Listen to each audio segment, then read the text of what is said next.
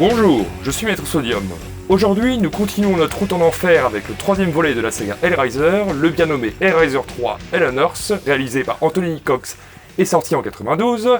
C'est parti! Nous sommes le 23 décembre 1988. Hellraiser 2 vient de sortir au cinéma, et même s'il n'atteindra pas les recettes de box-office et les bonnes critiques du premier volet, il rentrera sans problème dans ses frais et continuera à pérenniser la franchise auprès du public. Au même titre que son prédécesseur, une nouvelle suite fut envisagée dès la post-production du second film. Comme énoncé dans la précédente vidéo, il était à la base envisagé de faire du personnage de Julia la figure centrale de la franchise, mais le refus de Claire Higgins de garder son rôle obligea l'équipe à modifier la scène finale du second volet, où en lieu et place du dit personnage, le pilier des âmes apparut. La figure de Pinhead quant à elle continue à gagner en popularité, et il devint très vite logique que ce personnage finirait par s'accaparer ce rôle. À cette période, Barker s'était attelé à l'adaptation de son roman Cabal, renommé Nightbreed pour le cinéma, avec une partie de l'équipe du premier Hellraiser. Produit par la société Morgan Creek et distribué par la Fox, le film se verra charcuté au montage par les studios, entraînant même le départ du monteur du film Richard Marden. Le résultat sorti en février 1990 et peina à rembourser son budget, précipitant la société de production Film Future créée par Barker et Christopher Figg dans la faillite. Au même moment, la New World connaît elle aussi des problèmes financiers, ce qui entraîne le départ d'un certain Lawrence Kupin, un exécutif de la société, qui s'en va créer Transatlantic et par un tour de passe-passe juridique, récupère les droits de la licence Hellraiser. Barker, qui avait avancé l'idée d'une suite se déroulant en Égypte antique ou dans un bâtiment prenant la forme de la configuration, se retrouve écarté du projet et sera même payé pour ne pas y participer du tout. Peter Atkins et Tony Randall y restent cependant attachés en tant que scénaristes et le second est même envisagé au poste de réalisateur pendant un temps, mais finira par en être écarté car sa vision était jugée trop classique. Notons aussi le départ de Christopher Figg, qui coupa tout lien avec la franchise, étant en désaccord lui aussi avec le chemin qu'elle prenait. Vous sentez cette odeur ? Parlons tout de même de bonnes nouvelles, Bob Keane et sa société Image Animation revinrent travailler sur le tournage afin de réaliser les divers maquillages des Cénobites et les effets spéciaux non numériques. Car oui, ce film contient quelques CGI. Terminator 2 venant de repousser les limites du possible avec cette technique, plusieurs studios voulurent se lancer dans l'aventure. D'ailleurs, un trailer d'époque nous vend du rêve à ce sujet avec la présence de B.G. Wake, en tant que collaborateur à la production des effets spéciaux, le monsieur ayant été justement coproducteur sur le film de Cameron. Sauf que pour Hellraiser 3, le budget est loin d'être le même, et certains effets sont assez dégueulasses aujourd'hui. Saluons tout de même la tentative d'innovation, et puis les premiers films avaient eux aussi leurs défauts à ce niveau-là. Bref, après que Atkins se vit refuser le poste de réalisateur dû à son manque d'expérience, celui-ci échoua finalement à Anthony Cox, jeune réalisateur qui était connu pour des films de genre flirtant avec la comédie. Le tournage s'effectuera alors en Caroline du Nord et sera distribué par Miramax, faisant de ce troisième film le premier de la franchise à être une production 100% américaine. La consigne principale pour ce nouveau volet donnée par Lawrence Portoff, un des producteurs, était de faire un film plus grand public pour élargir l'audience et attirer plus de gens en salle. Là, ça pue du cul, mais violent. En résulte un premier montage d'une durée de 2 heures, mais celui-ci ne convainc pas les producteurs, qui nous effectuent un magnifique retournement de veste et recontactent Barker afin de lui demander son avis. Le monsieur n'étant pas satisfait du choix de réalisateur à la base, ne prit pas de gants et leur expliqua que malgré de bons passages, la fin était ratée, le climax était inexistant et que l'histoire était par moments incompréhensible. Lawrence lui proposa seulement en retour de mettre son nom sur le film en échange d'un chèque. L'intéressé refusa en bloc et rétorqua « Je ne m'appelle pas Stephen King ». Oh, ça c'est pas très gentil. Le résultat ne reflétait pas du tout ma vision et ma contribution artistique à ce stade était proche de zéro. Mea culpa pour la citation, c'est un témoignage que Barker a donné bien après les événements racontés ici. Il redonna son avis quelques semaines plus tard à Bob Weinstein, le patron de Miramax, qui lui donna le feu vert pour ajouter plusieurs scènes au métrage avec l'aide de Stephen Jones, l'agent publicitaire du film, et de Peter Atkins qui les réinjecta au sein de son script. On lui doit entre autres la première scène du film, la créature sortant du sol lors du climax, ainsi que le masque type bondage de l'héroïne. Pour la musique, le job fut proposé à nouveau à notre cher Christopher Young, mais le cachet lui étant destiné ainsi que le budget qui lui était alloué conduirent à un refus de sa part. Composé en partie de heavy metal et de rock... Bon, je vais pas me risquer à la prononciation des noms des différents groupes excepté Motorhead, comprenez que j'ai pas envie de me recevoir des coups de fourche, donc je vous affiche la liste là, ou là, ou là, là... Le compositeur Randy Miller fut cependant engagé afin de réaliser une composition orchestrale en un temps record, n'hésitant pas à reprendre certains morceaux de son prédécesseur qui seront inclus tels quels dans le film. Notez que le titre Hellraiser de Motorhead a bénéficié d'un clip réalisé par Clive Barker lui-même. On est loin de l'âge d'or du groupe, mais si vous avez toujours rêvé de voir Lemmy Kilmister et Pinhead se disputer une partie de cartes, ça vaut le coup d'œil.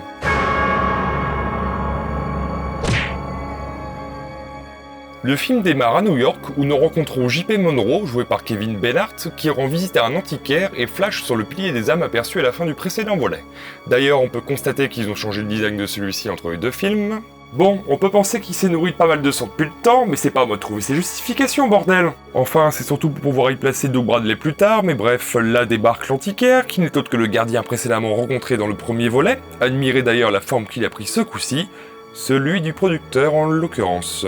Oh l'argent! Il lui refile donc le pilier, et nous nous retrouvons aux urgences où nous découvrons Joey, joué par Terry Farrell, jeune journaliste qui semble ne pas réussir à faire carrière, ainsi que son ami et caméraman Daniel, dit Doc, joué par Ken Carpenter.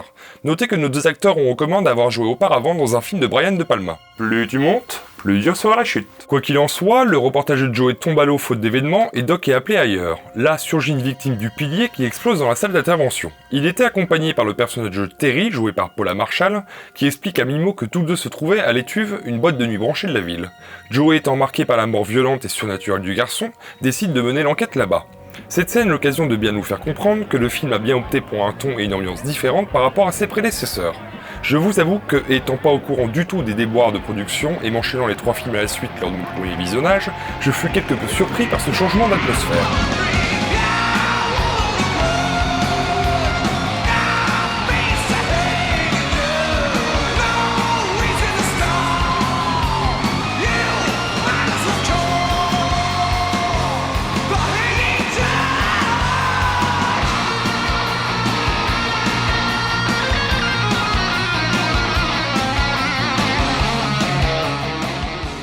Putain la vache, c'est méga racoleur ça. Lawrence Portoff a décidément retenu tout ce qui faisait le charme des précédents volets, hein.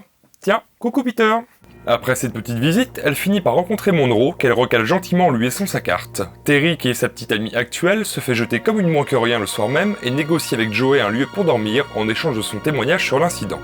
Le dialogue qui s'ensuit nous permet d'apprendre que Joey rêve régulièrement de son père mort au Vietnam avant sa naissance. Terry de son côté nous explique que la victime de la veille avait arraché une sorte de cube d'une statue dans la boîte et que des chaînes en étaient sorties. On peut aussi constater dans cette scène que Paula Marshall galère pas mal dans son jeu. I don't know anything, alright? I mean, I come out of the club, the kid's already lying in the street. Ah, et elle a récupéré la boîte au passage. Le lendemain matin, elle précise que c'est elle qui avait découvert le pilier des âmes chez l'antiquaire. Ni une ni deux, elles se rendent alors à la boutique. Celle-ci étant fermée, Terry force la serrure et elles se mettent à fouiller jusqu'à trouver les archives de l'Institut Chanard. De retour à l'étuve, Monroe ayant découvert que le pilier était mystique la veille, il le fit déplacer dans ses appartements où il y amène une femme différente chaque soir afin d'assouvir ses bas instincts. Après sa partie de ça va ça vient effectuée, il s'apprête à jeter sa partenaire mais celle-ci est avalée par le pilier, ce qui ramène Pinhead à la vie qui, je l'avoue, a une réplique qui me fait toujours sourire. Jesus Christ! Not quite. Après de vaines tentatives de Monroe pour se débarrasser de lui, il finit par accepter de le fournir en victime et appelle alors Terry en jouant le petit copain repenti. Refusant un premier temps de le revoir, elle tombe alors sur un message téléphonique destiné à Joey, lui annonçant une promotion dans une autre ville. Elle qui pensait avoir trouvé une nouvelle amie et qui par la même occasion allait lui donner un avenir se sent trahie et sous le coup de l'émotion décide de retourner vers son ex. Pendant ce temps, Joey se trouve à son bureau, plongé dans les cassettes d'archives de Shanna réceptionnées par Doc la veille. On peut y voir Kirsty, témoignant de l'incident ayant eu lieu dans le premier film, ainsi que l'apparition du capitaine Elliot Spencer, alter ego de Pinhead avant sa métamorphose. Ah bah je vous avais bien dit que le fait que les Cénobites redevenaient humains dans le précédent film était important. De retour en boîte, Monroe nous sort son meilleur jeu d'acteur et... Putain mais merde, faites un effort, ces effets ils font hyper cheap bordel. You know we gotta get this out of the way. And then we can relax. We can talk. I don't think so. Manque de bol, une superbe manœuvre de Terry conduit Pinhead à le bouffer lui, ce qui complète sa résurrection.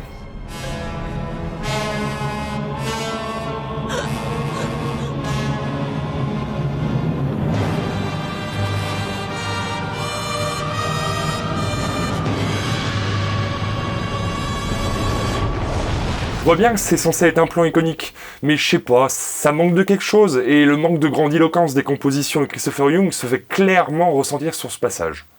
Pendant ce temps, Joey qui dormait se retrouve contactée par Spencer, elle le rejoint alors dans son monde, scène assez sympa du fait qu'elle rentre littéralement dans l'intro du second film. Bon, ce bon vieux Doug a un peu de mal à rester immobile, mais on lui pardonnera car l'idée reste excellente. Ce lieu n'est jamais vraiment nommé, mais ce qu'on peut comprendre, c'est que c'est un monde qui fait le lien entre le réel et d'autres dimensions. une sorte de monde du rêve ou du fantasme en quelque sorte. Et Joey arrive à y accéder grâce à son cauchemar récurrent, portant sur une guerre, et qui est si puissant que Spencer réussit à y pénétrer. Celui-ci nous expliquant qu'en rêvant d'une guerre, on rêve de toutes les autres, cet élément renvoyant à la violence et la cruauté dont fait preuve l'espèce humaine envers elle-même, et souligne une fois de plus que l'on n'a pas besoin des cénobites pour empiler les cadavres.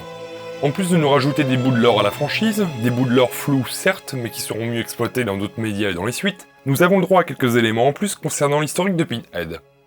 Ancien général britannique traumatisé par la Grande Guerre, il perdit foi en Dieu et plongea tête baissée dans les plaisirs interdits, le conduisant à se procurer la configuration de Le Marchand. La suite, nous la connaissons. Une fois devenu cénobite et lors de sa deuxième rencontre avec Kirsty, il redevint humain et mourut. Cela eut pour effet de séparer son âme en deux, sa partie humaine et sa partie cénobite. Bref, celui-ci demande à Joey d'ouvrir la boîte afin d'y renvoyer son doppelganger en enfer, qui lui souhaite la détruire afin d'être coincé sur Terre et y répandre le chaos. Fraîchement revenu dans le monde des vivants, Pinhead s'éclate comme un petit fou et se déchaîne sur tous les fêtards, nous donnant plusieurs minutes de massacre plus ou moins réussis selon les effets utilisés et tombant parfois carrément dans le grotesque.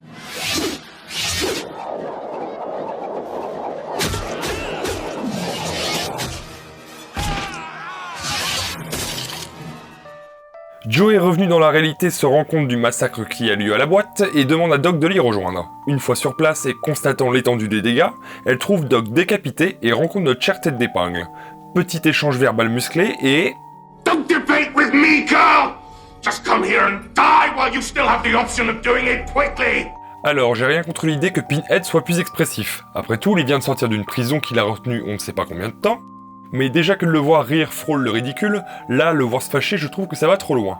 C'est justement cette froideur, ce calme, en toutes circonstances, accompagné de son phrasé si théâtral, si shakespearien qui lui donnait toute son aura. Sa colère étant visible et audible dans le premier film tout en restant contenue et froide. We want the man who did this. Cela étant dit, Joey s'enfuit et démarre alors une scène de course-poursuite avec des explosions. Vous noterez les passants qui n'ont rien à faire de tout le raffut qui se passe autour d'eux. C'est aussi l'occasion de faire la rencontre avec des nouveaux éléments qui auront fait couler beaucoup d'encre, les Cénobites créés par Pinhead. Alors, par où commencer? Déjà les points positifs. Le barman Cénobite est plutôt sympa et le côté bondage de son masque est cool et en adéquation avec le thème du sexe inhérent à la franchise. Le Cénobite Monroe, bien qu'un peu risible, reste magnifique avec son piston en état de marche dans son crâne. Rien à dire pour celui de Terry non plus, ils ont repris l'ouverture à la gorge de la femelle Cénobite en lui rajoutant une cigarette fixée devant. Un élément plutôt bien vu quand on sait le plaisir qu'a le cerveau lorsqu'on fume une cigarette et les effets néfastes que cela a sur notre corps. Le plaisir qui conduit à la souffrance, c'est même étonnant qu'aucun scénariste et auteur n'ait poussé le concept plus loin. Enfin, je vous dis ça de mémoire car j'ai pas lu tous les comics pour vérifier. À suivre donc. Je vais cependant calmer mes ardeurs car viennent les sujets qui fâchent. Le Cénobite CD et le Cénobite caméraman. Comment dire? Les maquillages sont pas laids, hein, loin de là, hein, mais le Cénobite qui attaque avec des disques qui lui sortent du torse? Sérieusement? Et l'autre qui tue les gens avec son objectif tout en lâchant des catchphrases? That's a wrap. D'après Atkins, ils ont été rajoutés a posteriori dans le scénario, mais ça excuse pas tout. We could make Cenobites with our eyes closed, so we pretty much knew how to make Cenobites. Fallait peut-être penser à les ouvrir à un moment, fumier! Blague à part, je vais en profiter pour réparer un oubli de ma part concernant le premier film. Jen White Gause est la personne ayant designé les costumes de notre bande préférée en suivant les directives de Barker qui étaient entre autres: ils doivent posséder des zones révélant leur chair avec des traces de torture, qu'un lien soit visible entre eux et la boucherie tout en dégageant un glamour repoussant. Vous me répondrez que pour le côté glamour, on repassera pour certains. Ce que vous conviendrez est subjectif, mais ce n'est pas tout, les costumes avaient été pensés pour qu'on ne voit pas leurs pieds. D'ailleurs, si vous ne l'aviez pas remarqué, ils étaient toujours cadrés de sorte à ce qu'on ne les voit pas justement. Exception faite de leur apparition dans le second volet avec Shatterer, quelque chose que je n'avais pas mentionné dans la précédente vidéo, mais l'idée de les faire sortir du mur directement était bien moins sympa que les semblants de téléportation du premier film. Mais alors dans celui-ci, on a le droit à des plans larges avec des costumes révélant leurs jambes et leurs pieds. Mais il y a encore pire, ils sont quand même trois à la poursuite de Joey et ils n'arrivent même pas à l'attraper. Sortez-vous les doigts du cul! Bon, après une superbe confrontation avec la police où l'on peut encore admirer le superbe jeu d'acteur, Joey se réfugie dans l'église où Pinhead n'a rien de mieux à faire que de troller le prêtre de toutes les manières possibles.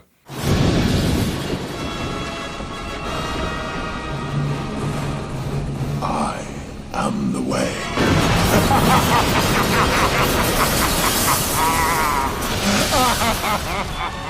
Mais pareil, il y avait pas mieux à faire que ça, par hasard? Il aurait pu, je sais pas moi, mettre le feu avec son barman, ou refaçonner le Christ sur sa croix, en lui faisant avoir une érection, faisant le lien avec l'imagerie de la souffrance menant à des plaisirs insoupçonnés. Bon, la scène fut déjà polémique au sein de l'équipe de tournage et des locaux, obligeant l'équipe à la tourner dans un décor à l'aide de matte painting, donc j'en espérais peut-être un peu trop, c'est vrai. Et puis je m'écarte de la critique en vous expliquant ce que j'aurais aimé avoir, donc on se concentre, focus. Après cet arrêt, Joey se retrouve coincé sur un chantier et rejoint par toute la bande de Cénobites qui commence à la pousser, et il l'embête, et il lui tourne autour, et bon d'accord, il y a Terry qui la brûle avec des cigarettes, mais ça reste super léger, hein.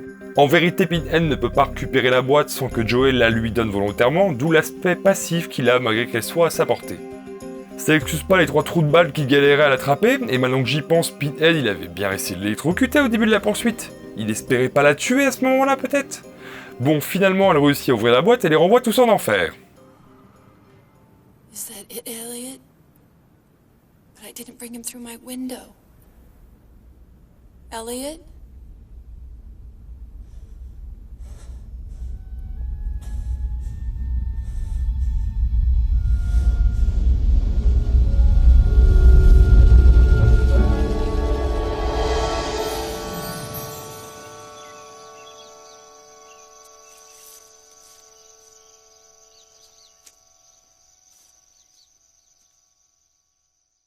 Téléportée dans le monde des rêves parce que, elle se fait alors avoir par un habile stratagème de Pinhead qui n'est pas retourné en enfer, parce que, elle est sur le point de mourir quand Elliot Spencer apparaît et fusionne de force avec sa partie maléfique. Malheureusement, cela ne le dissuade pas d'en finir avec Joey, qui arrive in extremis à donner la forme de Léviathan à la boîte et poignarde son tortionnaire qui est renvoyé dans son monde. De retour dans la réalité, elle plonge le cube dans du ciment frais, le film se terminant sur un building orné des motifs de la boîte, et c'est la fin. Enfin, pour le moment.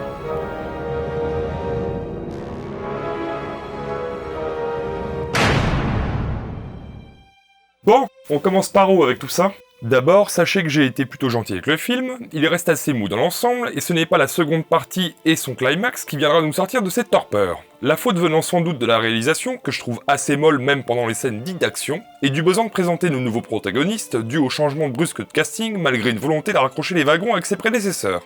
Car même si les 3 premiers films nous sont vendus comme une trilogie, ce nouveau volet vient se greffer maladroitement à l'ensemble. En effet, il reste assez étrange d'avoir fait le choix de limiter le personnage de Kirsty à un simple caméo, alors qu'elle restait un choix logique pour faire face au retour de Pinhead en compagnie d'Elliot Spencer.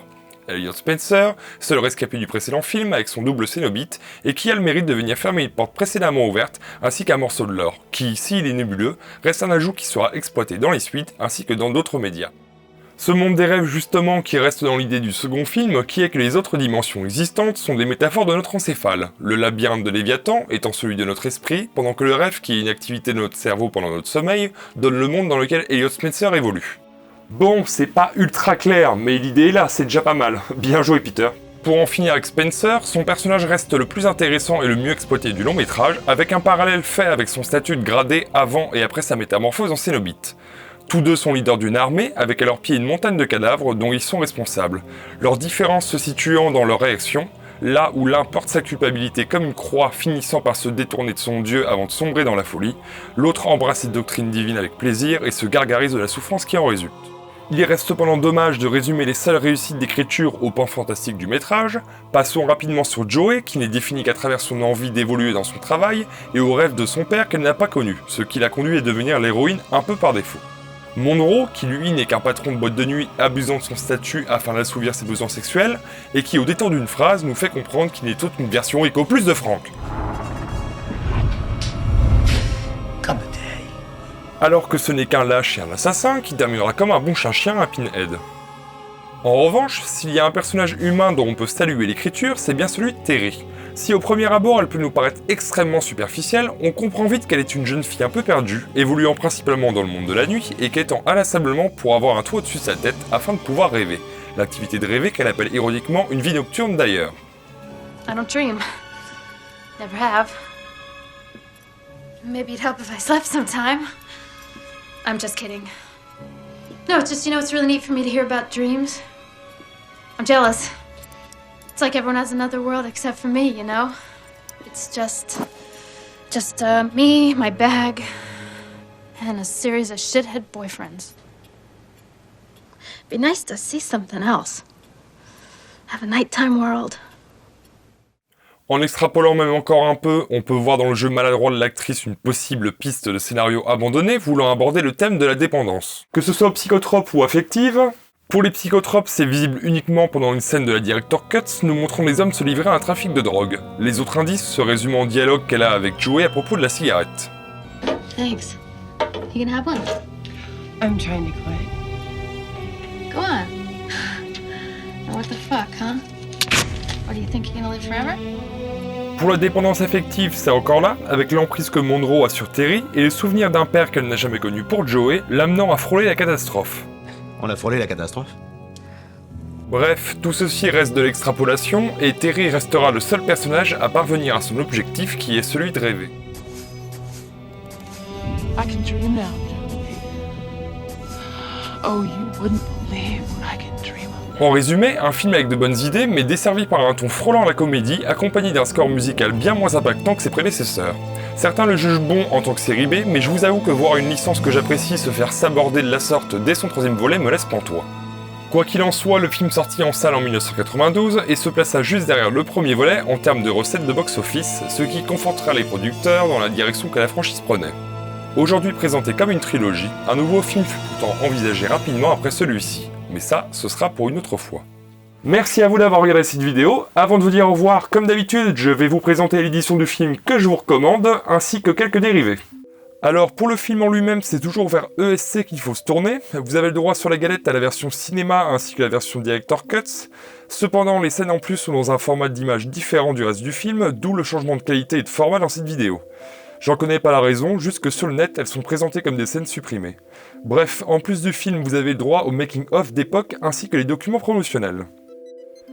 Petit aparté au passage pour vous prévenir de ne pas faire la même bêtise que moi en achetant les 3 films séparément sans demander plus de précision au vendeur.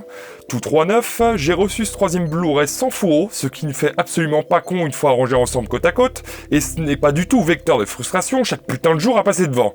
Morale de l'histoire, achetez en physique.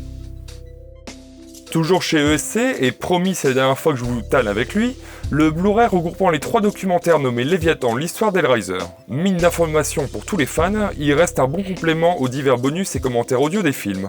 En bonus, vous avez une petite vidéo avec Simon Size, créateur du design de la configuration, vous expliquant sa conception de la boîte ainsi que les motifs visibles dessus.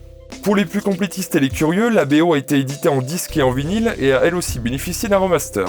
En revanche, vous trouverez dans cet album uniquement les compositions orchestrales. Si ce sont les musiques heavy metal et rock qui vous intéressent, la liste est disponible dans cette vidéo et sur le net. Tout ce que je peux vous dire, c'est que le titre Hellraiser joué par Motorhead est trouvable sur l'album March or Die avec la participation de Ozzy Osbourne. C'est clairement pas le meilleur du groupe, mais avis aux amateurs. Plus difficile à trouver, une adaptation de comics de 64 pages a été réalisée par Peter Atkins himself et Buccellato au dessin.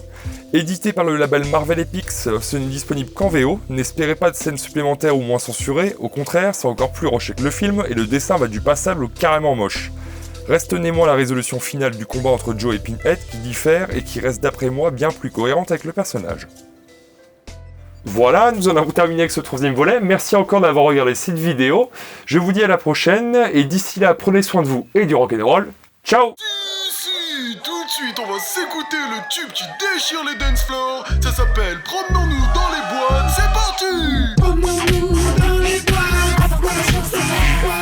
Let's go party in the club.